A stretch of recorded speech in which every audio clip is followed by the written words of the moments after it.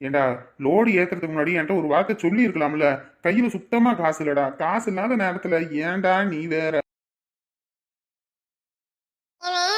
Phone பண்ண நீ எடுத்திருந்தா பிரச்சனை இல்ல. நீ ஃபோன் எடுக்கல ஒண்ணு எடுக்கல. இப்ப நான் என்ன பண்றது?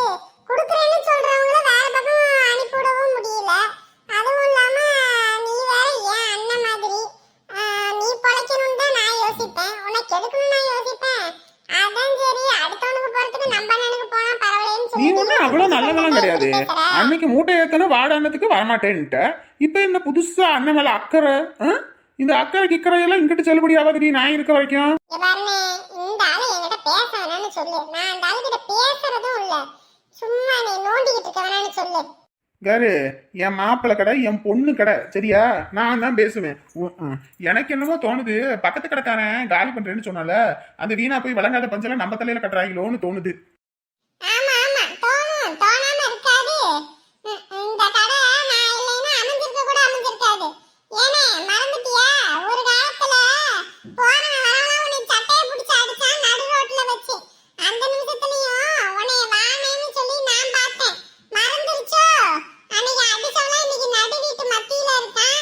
அன்னைக்கு உதவி செஞ்சவன் இன்னைக்கு நடு ரோட்ல இருக்கான். ஒரு மாப்பிள்ளை மாமனாருக்குன்னு 1008 விஷயம் இருக்கும், சரியா?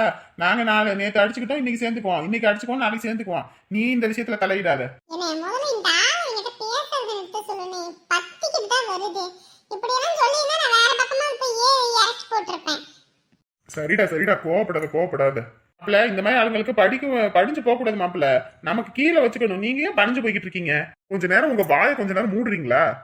தேவையில்லாதெல்லாம் பேசிட்டு இருக்காதீங்க. உங்களால ஒரு வேலையும் கிளிக்க முடியாது. இதுல செய்யறவனையும் செய்ய விடாம பண்ணிக்கிட்டு யார் உமா, உங்க அப்பனை கொஞ்ச நேரம் வாயை மூட சொல்லு. சும்மா நொய்யின்னு இருக்காம. என்னங்க பேசிட்டு இருக்கீங்க? அவன் முன்னாடி எங்க அப்பாவை அசிங்கப்படுத்தி பேசுனீங்கன்னா அப்புறம் அவன் எப்படி எங்க அப்பாவை மதிப்பான்? அப்புறம் அவனும் இப்படிதானே பேசுவான்.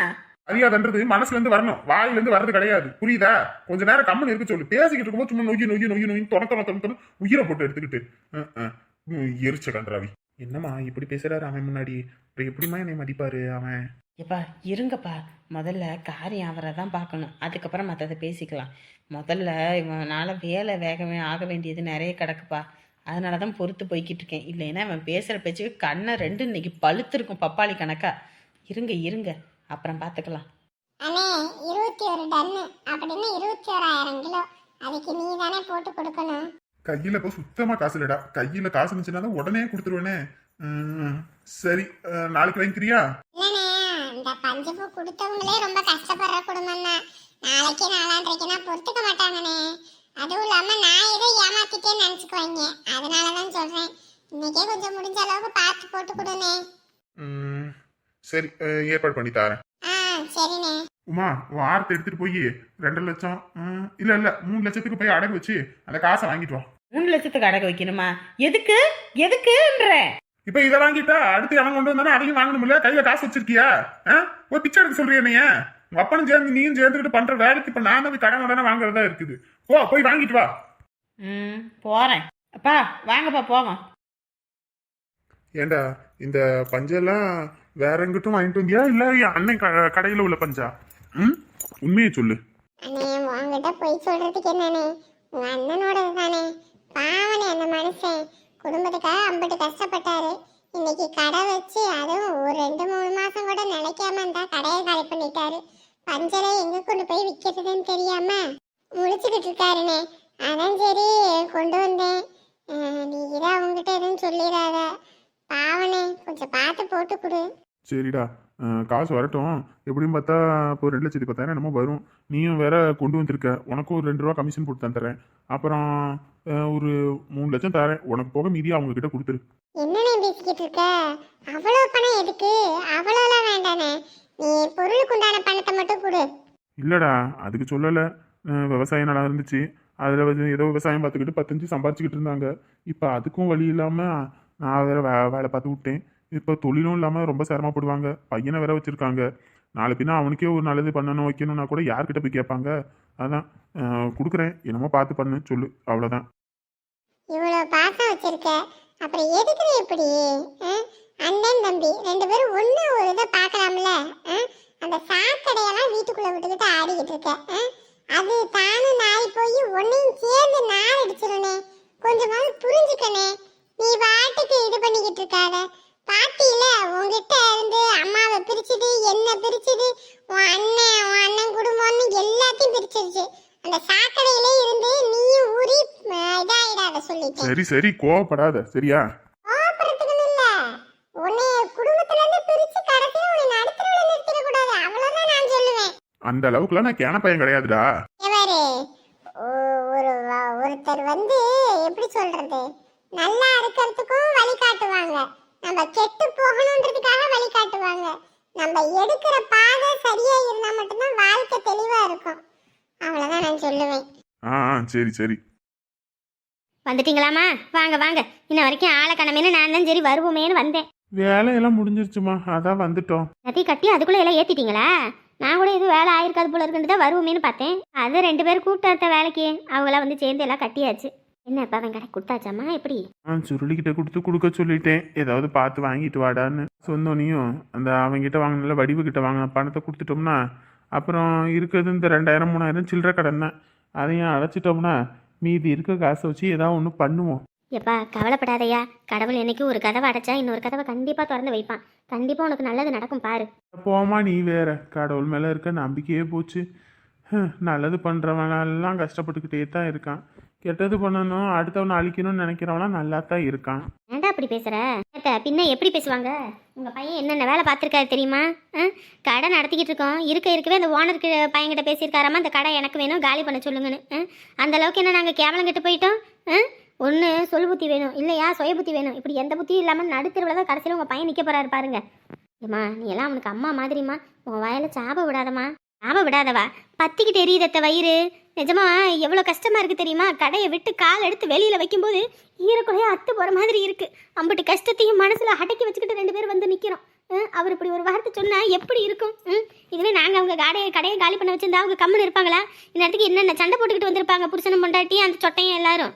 பூவோட சேர்ந்து நாரும் மணக்குன்னு சொல்லுவாங்க. இன்னைக்கு இந்த சாக்கடையோடு சேர்ந்து இந்த ஆளும் பாருங்க என்ன கதிக்கு ஆளாக போகிறாங்கன்னு. என் வாயில் எதுவும் சொல்லக்கூடாதுன்னு பார்க்குறேன். ஏம்மா மனசே வெறுத்து போச்சுமா.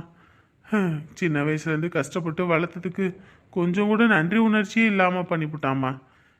இவனையா நம்ம போய் பாம்புன்னு தெரியுமா பாலவாத்தோன்னு இருக்கு. இதுக்கு நான் என் பெத்த பையனுக்கு 15 செலவு பண்ணியிருந்தேன்னா கூட நாளைக்கு எனக்கு ஏதாவது ஒன்றுன்னா வந்து துடிச்சுக்கிட்டு வந்து நின்றுருப்பான். இவனுக்கெல்லாம் செஞ்சு என்ன புருஷன் பொண்டாட்டின்னு எல்லாம் திரும்பிக்கிட்டு போகிறாங்க. போகட்டும், இதனால் ஒன்று நான் குறைஞ்சிட மாட்டேன். கையில் உடம்புலையும் உழைப்பு இருக்குது, தெம்பு இருக்குது, நான் பார்த்துக்குவேன். ஆனால் இன்னைக்கு என் வயிறு எரிஞ்சு சொல்கிறேன் அத்தை, இவங்கெல்லாம் நல்லாவே இருக்க மாட்டாங்க. இந்த பையன் ஏன்னா இப்படி பண்ணுறான்னு தெரியலையே. ஐயோ, அது ரோட்டில் போகிறத எடுத்து வீட்டுக்குள்ளே விட்டுக்கிட்டு இப்போ என்ன இது பாரு. அவன் தான் எந்த சொந்த பந்தத்தையும் அண்டை விடாமல் இருந்தான் அந்த வீட்டில். அதே குணம் அந்த பிள்ளைக்கு. அந்த ஆமை மூஞ்சிக்காரி வீட்டுக்குள்ளே வந்தால் வீடு விளங்காமல் போணுச்சு. இவங்க அப்பங்காரன் வந்தான், குடும்பம் பிரிஞ்சு அந்த சில்லறையே ஆகிப்போச்சு. ஐயோ, என்னத்த சொல்கிறதுனே தெரியலையே. நாளை பின்ன இவனுக்கே ஒரு கஷ்டம்னா யார் வருவா? இருக்கிற என்னையை பகைச்சிக்கிட்டான், அண்ணன் தம்பியை பகைச்சிக்கிட்டான், பக்கம்னு எல்லாத்தையும் பகைச்சிக்கிறான் இந்த குடும்பத்துக்காக. இந்த குடும்பம் நடுத்தெருவில் நிறுத்திடணும்னு சொன்னாலும் இவனுக்கு புரிய மாட்டேங்குது. ஒரு சிலருங்களுக்கெல்லாம் சொன்னால் புரியும், ஒரு சிலருக்கெல்லாம் பட்டாதான் புரியும். இதெல்லாம் பட்டு தான் திருந்தும் போல இருக்கு. என்னமோ பண்ணி தொலையட்டுப்போ. மாப்பிள்ள கூட்டிட்டு வந்துட்டேன் மாப்பிள்ள. வாங்க வாங்க வாங்க டக்குன்னு வாங்க. வரேன், முன்ன போங்க வரேன். சார் பணமெல்லாம் ரெடி தானே சார்? அதெல்லாம் ரெடியாக இருக்குது, நீங்கள் போங்க வரோம். என்ன சார் சொன்னது புரிஞ்சது தானே? உங்களுக்கு பார்த்து போட்டு கமிஷன் தரேன், ஏதாவது பார்த்து பண்ணி விடுங்க. ஏன்னா நான் வந்து 4 பேருக்கு உதவி செய்யணுன்ற காரணத்துக்காக தான் சொல்கிறேன், ஒருத்தர் அழிக்கணுன்றதுக்காகலாம் நான் சொல்லலை. புரியுது சார், புரியாமல் இருக்குமா? சரி வாங்க சார், நான் வெளியே வெயிட் பண்ணுறேன் வாங்க. ஐயோ, நிஜமா பல்காக பணம் கிடைக்குமா ஐயா? அடியே அதெல்லாம் கண்டிப்பா கிடைக்கும். கம்முன்னு நடக்கிறத மட்டும் பாரு. இன்னைக்கு வேணா நீ கவரிங்ல போட்டிருக்கலாம், நாளைக்கு பாரு தங்கத்திலே உன்னை குளிப்பாட்டுறேன். ஐயோ, பக்கத்தில் ஆள் இருக்கு, வாயை மூடு. என்ன வந்துட்டியா? என்ன வந்துட்டியாவா? என் வாயில நல்லா வந்துடும். என்ன பண்ணிக்கிட்டு இருக்கீங்க? நிலத்தை விற்கிறீங்களாமே. இப்போல்லாம் தங்க விற்கிற வேலைக்கு தங்கத்தையே வாங்க முடியல, இதில் நிலமெல்லாம் வாங்க முடியுமா வருங்காலத்தில்? எதுக்கு இந்த வேலை பார்த்துக்கிட்டு இருக்கீங்க? அந்த ஆள் சொல்கிறதெல்லாம் கேட்டுக்கிட்டு மகுடிக்கு போகுதுன்னு ஆடுற பாம்பு மாதிரி பண்ணிக்கிட்டு இருக்கீங்க நீங்கள். சரியில்லை சொல்லிட்டேன். யாரு என்ன பண்ணணும் ஏது பண்ணணும் எனக்கு தெரியும். நீ ஒன்று எனக்கு கிளாஸ் எடுக்க வேணாம் சரியா? என்ன இது பேசிக்கிட்டு இருக்கீங்க? இவ அந்த காலத்துல எல்லாம் 100 200 வித்துக்கிட்டு இருந்துச்சு தங்கம். அப்பயே எல்லாம் வாங்க விட்டுவிட்டாங்க. இப்போ பாருங்க, ஒவ்வொரு கிராமுமே 9000 10,000 விலை ஏறி போய்கிட்டு இருக்கு. இதுல எல்லாம் இனிமே ஏதாவது ஒரு பொருள் வாங்க முடியுமா சொல்லுங்க பாப்போம்? 15 சம்பாதிக்கிறதுக்கு எம்பிட்டு கஷ்டப்பட்டுக்கிட்டு இருக்கோம். நீங்கள் எடுத்து எடுத்து தாராள பிரபு மாதிரி வித்துக்கிட்டு தள்ளிக்கிட்டு இருக்கீங்களோ. அவனோட சேர்ந்துக்கிட்டு அதே பழக்கம் நமக்கு வந்துக்கிட்டு இருக்கு. அவ்வளோதான் நான் சொல்லுவேன். அவன் அப்படித்தான் வீட்டில் கிடக்கிற அண்டா குண்டான்னு எல்லாத்தையும் விற்று குடிச்சு அழிச்சான். இதில் நம்ம கூட சேர்ந்துக்கிட்டு இப்போ உங்களை அழிக்கிறதுக்கு வந்திருக்கான். இதெல்லாம் வேண்டாம், அவ்வளோதான் சொல்லிட்டேன். நம்ம வீட்டில் வேறு மாடெல்லாம் கிடக்குது. நாளை பின்ன தட்டை புல் எதுவும் வேணும்னா கூட காசு கொடுத்து வாங்க முடியாது. போட்டோம்னா நம்ம எடுத்துக்கலாம். வேண்டாம், அவ்வளோதான். சரி, உன் வேலை என்னமோ அதை பாரு. சும்மா இந்த தேவையில்லாத பேசலாம் பேசாத. நீயும் நானும் கஷ்டப்பட்டு சம்பாதிச்சாலும் 10 ரூபாய் 20 ரூபாய்க்கு மேலே எதையும் மிச்சம் பண்ண முடியாது. இதுவே 10 லட்ச ரூபாடி 10 லட்ச ரூபாய் தூக்கி கொடுக்குறானுங்க. வேற எவன் கொடுப்பான் நமக்கு? 10 லட்சமா? என்ன மாப்பிள்ள சொல்ற? 24 லட்சம் தானே? இல்ல மாமா, அவங்க ஆபீசரி என்கிட்ட பேசினாரு. 20 லட்சம் தான் தர முடியும், அதுக்கு மேல தர முடியாது. அப்படி எதுவும் இருந்துச்சுன்னா நம்ம வேற பக்கம் பாத்துக்கலாம் அப்படின்னு சொல்லிட்டாங்களாம். சரி, வந்த வரைக்கும் லாபம் அப்படின்னு சொல்லி இழுத்து பிடிச்சி ஆளுக்கு 10 பேசிட்டேன். என்ன மாமா, சரிதானே? என்ன மாப்பிள்ள பேசுற? தண்ணி வசதியோட இருக்கு இடம். அந்த இடத்துக்கு போய் 10 லட்சம் அது சரிப்பட்டு வராது மாப்பிள்ள. ஐயோ மாமா, உங்களுக்கு புரியாது மாமா. படிச்சிருந்தா ஏதாவது ஒன்று தெரியும். நீங்க படிக்காத ஆளு. நான் இவ்வளோ பெரிய ஃபைனான்ஸ் நடத்திக்கிட்டு இருக்கேன். அப்படி இருக்கும்போது நான் என்ன காசு ஆட்டையை போடுறேன்னு நினச்சிக்கிட்டு இருக்கீங்களா? இல்லை 15க்கு ஆசைப்படுறேன்னு நினச்சிட்டு இருக்கீங்களா? ஏன் மாப்பிள்ள, இதுக்கு முன்னாடி நான் இருக்க வரைக்கும் 24னாரு. இப்ப நீ 20ன்றியே, அதுதானே எனக்கு டவுட்டா இருக்கு. நான் போய் சொல்றேன்னா அங்கே கேட்டுக்கோங்க, அவ்வளோதான் நான் சொல்லுவேன். ஏங்க அதெல்லாம் தம்பி தெளிவாக பேசியிருப்பாங்க. நீங்கள் வேற கம்முன்னு இருங்க. சும்மா நொய்யின்னு எதையாவது ஒன்று சொல்லிக்கிட்டு இருக்காம நல்லா இருக்க இதில் சாணியை கொண்டு முழுவுன மாதிரி. டே முறுக்கு மீசக்காரா, என்னை எங்கிட்ட அனுப்பி விட்டுட்டு இடையில கேப்பில் கேடா வெட்டிட்டா பாத்தியா? டேய், நீ 8 அடி பஞ்சா, நான் 16 அடி பாயமேண்டா. என்கிட்டயே உன் தில்லு முள்ள காட்டுற. கூட வந்து எங்களுக்கே குளிப்பறிச்சு எங்களை போலீஸ் ஸ்டேஷனுக்கு தள்ளினவன் தானே. இவங்கள மட்டும் என்ன நீ சாதாரணமாக விட்டுருப்ப? எவ்வளோ கமிஷன் பேசினான்னு தெரியல. நடக்கட்டும், இந்த காசு மொத்தமும் உனக்கு வந்தா தானே மொத்தத்தையும் முடிச்சு கட்டிடுவேன் நான். அப்புறம் என்ன, கவலையே இல்லை, பார்த்துக்கிறேன். 4 பெருசா 20 பெருசா? 20 தான் பெருசு. 4 தானே இவனுக்கு புறக்கி போட்ட மாதிரி ஆகி போயிடும். விட்டுட்டு போவோம். எல்லாரும் வந்தாச்சுங்களா? கையெழுத்து போடலாமா? வந்தாச்சு. சரி, 1 by 1 வாங்க, கையெழுத்து போடுங்க, காசை வாங்கிக்கோங்க. மகா, என்ன சார் வந்துட்டீங்களா? வந்தாச்சு. அப்பாடா, வேலையை முடிச்சுட்டு வரதுக்குள்ள போதும் ஆயிடுச்சு இன்னைக்கு. ஏன் இன்னைக்கு வேலை ரொம்ப கஷ்டமா? கஷ்டம்னு சொல்ல முடியாது, கஷ்டம் இல்லைன்னு சொல்ல முடியாது. என்ன பண்றது, எல்லா வேலையும் கஷ்டத்துல இருக்கத்தானே செய்யும். பேசாட்டுக்கு நானே ஏதாவது வேலைக்கு வரவா? ஏன் மேடம், வீட்ல இருந்து உங்களுக்கு போர் அடிச்சு போச்சா? போர் அடிக்குதாவா? எப்ப பார்த்தாலும் வீட்டில் சமைக்கிறது, பாத்திரம் கழுவுறது, வீடு கூட்டுறது, துணி துவைக்கிறது, அப்புறம் வெளியே உட்காந்து யார் வீட்டில் என்ன நடக்குதுன்னு உட்காந்து புரண்டி பேச வேண்டியது, மறுபடியும் தூங்க வேண்டியது, ரிப்பீட்டு அப்படின்னு சொல்லிட்டு தான் என் வாழ்க்கை போயிட்டு இருக்கு. எப்படியோ இப்படி காலத்தை ஓட்டுறதுக்கு பதிலாக எங்கிட்ட வேலைக்கு போனால் ஏதாவது ஏர்னிங்னு ஏதாவது வரும்ல, அதுக்கு தான் சொன்னேன். மேடம், முதல்ல நீங்க கட்டின புருஷனை ஒழுங்கா நல்லா பாத்துக்கோங்க. அதுக்கப்புறம் உங்களுக்கு எல்லாம் கை தேடி வரும். நல்லா வரும். என் தம்பி வீட்டிலலாம் பாருங்க, லைலாலாம் வேலைக்கு போறா, கை நிறைய சம்பாதிக்கிறா, அவளுக்கு மதிப்பு மரியாதையெல்லாம் அப்படி வருது. ஆனா எனக்கும் கௌசி அன்னைக்கும் நிலைமைய பாருங்க, 2 பேத்துக்கு மரியாதையே இல்லை. அட, நான் தான் வெளியே போய் வேலை செஞ்சு கஷ்டப்படுறேன்னா நீ சந்தோஷமா இருக்கணும்னு நான் நினைச்சா நீ அதுக்கு மேல இருக்கப்போ. ஏன்னா இப்பயா வேலைக்கு போறேன்? கல்யாணத்துக்கு முன்னாடி வேலைக்கு போயிட்டு தான் இருந்தேன். இப்போ வீட்லயே இருக்கிறதுக்கு சலுப்பா இருக்குல்ல. அதுவும் இல்லாமல் முதல்லனா நீங்களும் நானும் மட்டும்தான். அப்புறம் அப்பா பாட்டி வந்தாங்க, அதுக்கப்புறம் இப்போ அத்தையும் இருக்காங்க. அவங்களுக்கும் அடிக்கடி உடம்பு சரியில்லாமல் போகுது. நீங்கள் வாங்குற சம்பளம் வாடகை கட்ட வீட்டு செலவுக்கு இவங்களுக்குன்னு சரியா போயிருது. அப்புறம் பின்னாடி சேவிங்ஸ்னு எதுவும் இருக்காதுல்ல, அதுக்காக தான் சொல்கிறேன். இப்போ என்ன, நமக்கு வயசாகி போச்சு, சேவிங்ஸ்னு வாழ்ற வரைக்கும் சந்தோஷமா வாழணும். இன்னைக்கு இருக்கிற உயிரை நாளைக்கு இருக்குமா என்னன்னு தெரியாது. இன்னைக்கு தூங்குறவே நாளைக்கு எந்திரிப்பனன்னு கூட தெரியாது. அப்படி இருக்கும்போது சும்மா நீ வேற என்னங்க இப்படி பேசுறீங்க? வந்துட்டியாப்பா? வந்தாச்சுமா. சாப்பிட்டீங்களா? சாப்பிட்டேன்பா. பா எங்க காணோம்? அவங்க ஏதாவது காலில் வலிக்குது, நாங்கள் அதான் அவங்களுக்கு கால் வலிக்கு எண்ணெயை தேய்ச்சி விடவும் நல்லா தூங்கிட்டு இருக்காங்க. கால் வலியா? எங்கிட்ட போனாங்க? இல்லை, இன்னைக்கு ஜாதகம் பார்க்க போனோம். ஆரம்பிச்சிட்டீங்களா? கொஞ்ச நாள் தான் இந்த ஜாதகம் ஜோசியம் அது இதுன்னு இல்லாமல் இருந்துச்சு. மறுபடியுமா? என்ன சொன்னாங்க? என்ன குண்டை தூக்கி போட்டாங்க? என்னடா பேசிக்கிட்டு இருக்க? அப்படிலாம் ஒன்றும் குண்டெல்லாம் தூக்கி வீசல. இது குலதெய்வம் கோயிலுக்கு போயிட்டு வர சொல்லியிருக்காங்க. அவ்வளோதானே, போயிட்டு வந்துட்டா போச்சு. போகிறதுனா நம்ம மட்டும் இல்லைடா, உங்கள் அப்பன் அப்புறம் அவளுங்க எல்லாத்தையும் தான் கூட்டிக்கிட்டு போகணுன்றாங்க. ஏம்மா, அந்த ஆளுக்கிட்ட எல்லாம் போய் நான் மனுஷன் பேசுவானாமா? அதுவும் இல்லாமல் அந்த ஆள்ல என் கையில் கிடச்சானா உன்னை படுத்தின பாட்டுக்கு நல்லா வெளிர் ஓட்டி போடுவேன். அந்த அளவுக்கு கோபம் இருக்குது. என்ன பண்ணுறது, பெத்த தகப்பனாச்சேன்னு பொறுமையாக போய்கிட்டு இருக்கேன். இதில் வேற நீ வேற அந்த ஆள் இது பண்ணிக்கிட்டு இருக்க.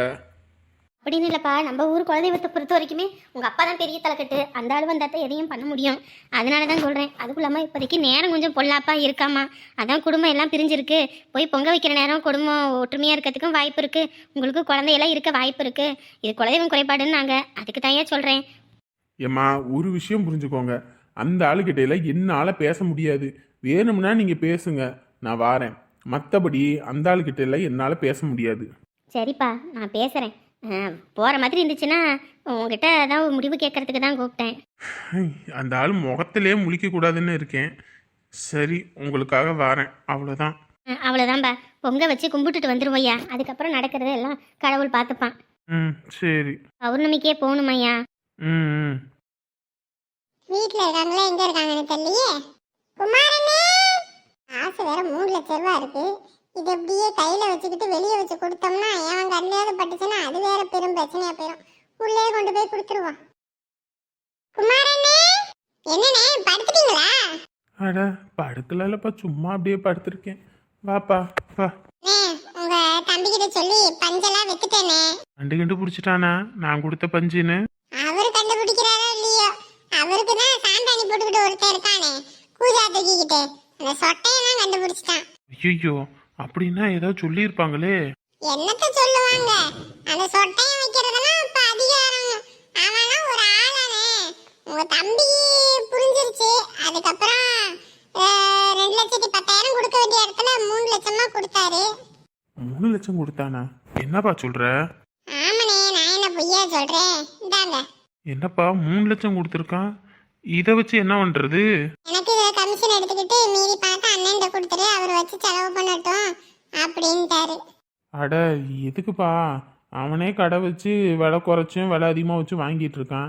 இதில் வேற இவ்வளோ காசை கொடுத்து வச்சிருக்கான். எனக்கு போக உனக்கு கமிஷன் எடுத்துக்கிட்டு மீறி அவன்கிட்ட கொண்டு போய் கொடுத்துரு. இல்லனே, அவர் வேண்டான்னு சொல்லிட்டாரு. நான் கூட நினைச்சேன் எதுக்குனே அப்படின்னு. இல்லடா, அண்ணனுக்கு வேற விவசாயம் நடத்திய வேற நான் வாங்கிட்டேன். அது மட்டும் இல்லாம இந்த கடையும் வேற பல்ல ரொம்ப சிரமப்பட்டுருவாரு. அதுவும் இல்லாம பையனை வேற வச்சிருக்காரு, இதை கொண்டு போய் கொடுன்னாரு. அதான் வாங்கிட்டு வந்தேன். நிஜமா என் தம்பியாட அப்படி சொன்னா? ஆமாண்ணே. நல்லவனா கெட்டவனானே புரிஞ்சுக்க முடியலையேடா. நீ உண்மையை சொல்ல போனா சாமி என்னெல்லாம் நல்ல அண்ணன் தான். அவங்க கூட 2 சாக்கடை சேர்ந்துருக்கு பாரு, அதுதான் எல்லா வேலையும் பண்றது. அதுவும் இல்லாம அந்த ஆம மூஞ்சிக்காரி தான் முதல்ல அந்த அண்ணனை அதை சொல்லி இதை சொல்லி குடும்பத்தை கலகம் பண்ணி பிரிச்சான்னு பார்த்தா இந்த சொட்டையா இருக்கான் பாரு. ஆனா அதுக்கும் மேல ஏதாவது ஒண்ணு பண்ணி குடும்பத்தை பிரிக்கலன்னா அவனுக்கு தூக்கமே வராது போலனே. அந்தந்த வேலை பார்த்து விட்டுறான். பக்கத்துல மனுஷன் இருக்கும்போது அப்படி ஜாட பேசுறான். இதுல நம்ம இல்லைன்னா என்னென்ன வேலை பார்ப்பான். ஆனாலும் சும்மா சொல்லக்கூடாது. சாமியான மூஞ்சுக்கு முன்னாடி சும்மா கேவலமா களி ஊத்திடுறாரு. மூஞ்சில அடிச்ச மாதிரி திருந்துறானா? வாயை மூட மாட்டேங்கிறான். ஊர் உலகத்துல எவனுக்கோ கேடு வருது, அவனுக்கு ஒரு வேலை இது வர மாட்டேங்குது. அதுதானே கவலையா இருக்கு. நல்லா இருக்க குடும்பத்தை பிரிச்சு விட்டான்னு வயிற்றுச்சலா கிடக்குது. என்னப்பா பண்றது? நம்ம ஒன்றும் நல்லது சொல்லி சொல்றதுக்கு இல்லை. அவங்க பொண்டாட்டி பேச்சை தான் கேட்பாங்க. அதுலயும் அது இருக்கு பாரு, ஆத்தாடி ஆத்தா, ஊரே அடிச்சு வாயில போட்டுரும் போல இருக்கு. இன்னும் இந்த அண்ணனை என்ன இதுக்கு கொண்டு வர போறாங்கன்னு தெரியலனே. அது மட்டும் இல்ல, நம்ம கடையை காலி பண்ணதுக்கு அப்புறம் விலையெல்லாம் அதிகமா வச்சு விற்கணும், வாங்குறவங்க கிட்டே அடிமட்ட ரேட்டுக்கு வாங்கணும் அப்படின்னு சொல்லிட்டு சொட்டையும் பேசிக்கிட்டு இருந்தான். அவன் பிள்ளைகிட்ட மொத்தமா கேட்டுட்டு வந்துட்டேன். நீ கடையை விடாம இருந்திருக்கலாம், ஆனா நீங்க வேற என்னால மேனேஜ் பண்ண முடியலன்னு கடையை விட்டுட்ட. ஆனா சாமி என்னன்னா வச்சு செய்ய போறாங்க, அது வேணா எனக்கு நல்லா தெளிவா தெரிஞ்சு போச்சு. என்னடா பண்றது? நம்மளும் போய் ஏதோ ஒன்று சொல்றதுக்காக இருக்கு. ஆனா இந்த சொட்டையும் பேச்செல்லாம் கேட்டா கடைசியில நடுத்தருவு தானே. ஏதோ போனேன், ஏதோ வந்த வரைக்கும் லாபம்னு வச்சு நீயாவது பொழப்ப பாரு. சரியா, நான் வாரேன். ஏய், நானே உனக்கு 3 ரூபா தரேனே, தம்பி ஒரு 2 ரூபா தரேனானா 5 ரூபா லாபத்தை வாங்கிட்டு போ. அதெல்லாம் ஒண்ணு வேணாம், நீ வை. ஏய், உனக்கே இப்போ கல்யாணம்னு ஒன்று ஆக போகுது. பொண்டாட்டி வேற உன்னைய நம்பி வந்திருக்கு. உங்கள் அம்மா வேற உன்னை எப்போ பார்த்தாலும் திட்டிக்கிட்டே கிடக்கு. ஏதாவது 10 நீயும் கையில் கொண்டு போனீங்கன்னா தானடா அவங்களும் சந்தோஷப்படுவாங்க. ஆடா, அது கிடக்குது, அது சும்மா ஏதாவது ஒண்ணு பேசிக்கிட்டு கிடக்கும். நீ வச்சுக்கனே, நீ வச்சுக்க. எவ்வளவு கஷ்டப்பட்டுக்கிட்டு கிடக்குற நீ வேற. கஷ்டம் யாருக்கு தான் இல்லாமல் இருக்குது? எல்லாத்துக்கும் கஷ்டம் இருக்கத்தான் செய்யுது. அதுக்குன்னு அதெல்லாம் பார்த்தா வேலைக்கு ஆகுமா? இந்தா புடி புடி. இல்லனே வச்சுக்கனே.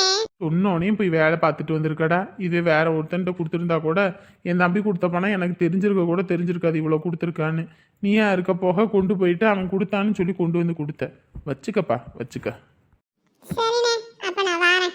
ம் சரியா. என் தம்பி நல்லவன் தான். இவ்வளவு தான் சேர்ந்துக்கிட்டு என் தம்பி மனசை மாற்றி அதை இதுன்னு பண்ணிவிட்டாங்க. ஆனால் ஒரு நாள் இல்லை ஒரு நாள் என் தம்பி என்னை தேடி வருவான். அந்த நம்பிக்கை இருக்குது எனக்கு.